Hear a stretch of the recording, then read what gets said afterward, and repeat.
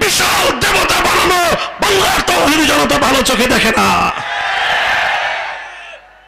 মূর্তিটা বসাইতে পারেন নাই, তিনি মূর্তিটা বসাইতে পারেন নাই। এই রাগ আর ক্ষোভ সব গিয়ে পড়ছে মামুনুল হকের উপরে।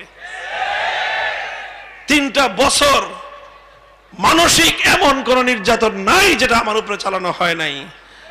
আলহামদুলিল্লাহ দিলটা ঠান্ডা হয়ে গেছে 5ই আগস্টের দুপুরে বেলায়।